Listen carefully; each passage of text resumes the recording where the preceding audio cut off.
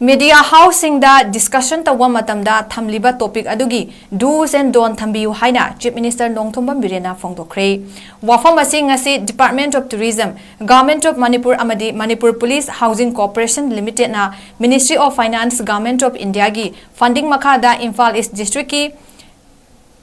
𝗕𝗛𝗪𝗔𝗡𝗏 awang potsang mamda laiba water amusement park sangabagi thoramga mari leinana phongdokhibani. Thoram aduda Chief Minister N Biren MP Laysemba Jauba, Social Welfare Minister 𝗪𝗛𝗪𝗘𝗏, Works Minister 𝗪𝗛𝗪𝗡𝗠𝗨𝗦𝗘𝗠𝗠𝗡𝗠 𝗪𝗛𝗡 Minister Dr. 𝗪𝗠𝗻 𝟏𝟏, Moirang ACG MLA 𝗏𝗠𝗪 𝗠𝗨 lamlai ACG MLA ꯈꯣꯡꯕꯥꯟ ꯇꯥꯕꯝ Ibomcha, Minor Irrigation Minister Awangbo Nyumai, Nauria Pakhanglakpa Assembly Constituency MLA Sagolsem KB, Chief Secretary Beni Joshi, Security Advisor Kuldeep Singh, Wabogai ACG MLA Usam Deben, Wangoi ACG MLA Khuraizam Loken, Pathway Assembly Constituency MLA Sapam Kunjekesor, Jiribam Assembly Constituency MLA Achapudin, Ketrigao Assembly Constituency MLA Nur Hassan, Mayang Imphal ACG MLA Kongkam Robindro Yauna, Tongan ba Department Singi Makok Thongba Mioi Kyasu Thoramadu Saruk Yaki.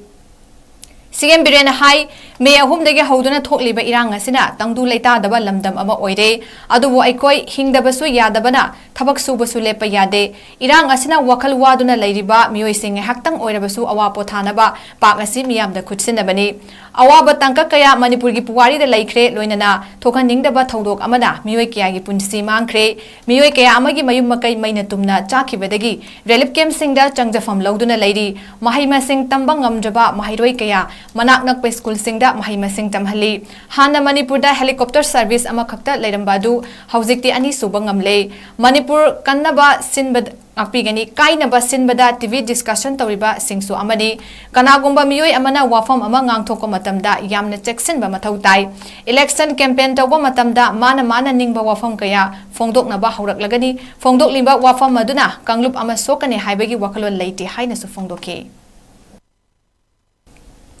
Thoramaduga mari leinana awangbo nimaina phongdorakpada asigumba water amusement ama Manipur da semgat sagatna ba CM na lokhalakliba asimak yamna nungai mioi ama oina hingbada awa nungai pumnamak tokna dinana chatminadaba yadabana pak asi semgatpani India gi Prime Minister Narendra Modi na paikhalakpa lupa karor nifu changna sariba pak asi tampaki mafam khaktan natana chingi mafam singda su sana ba hotnagani Manipur da BJP lengak hek lakpadagi covid na amuk awaba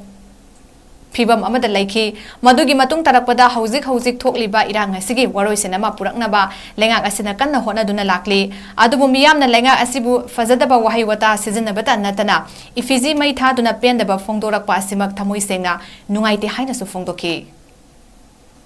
92 98 is a whole Indo community any class ani matanga amuk community matang so many yam ing la abani matam khara yam ing la abani dubu hangobuna anti haugiba megi tarik home da thoning da thok khara thok taranga si marale jida kaya punsiman khre kaya mana nungai ba magi mayum mai kai da leiba phangda no ji relief camp da leili ekoi so honori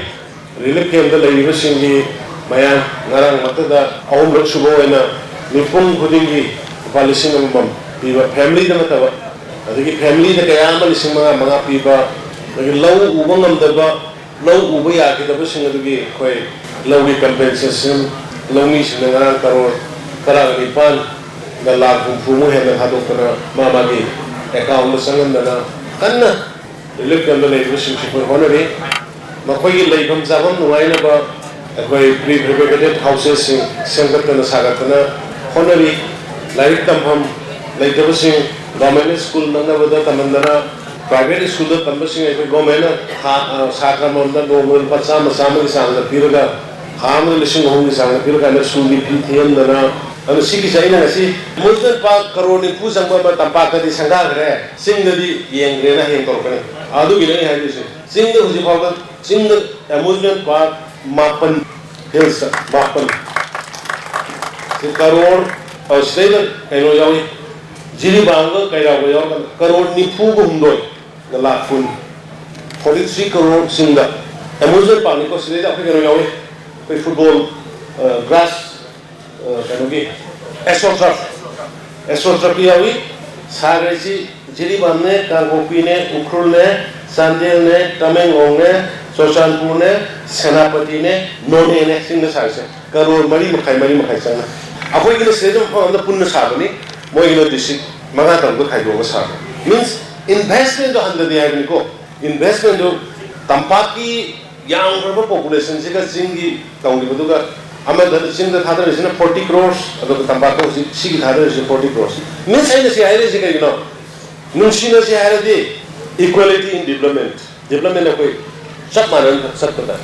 Aduga, self respect. I will leave it. I don't know any of the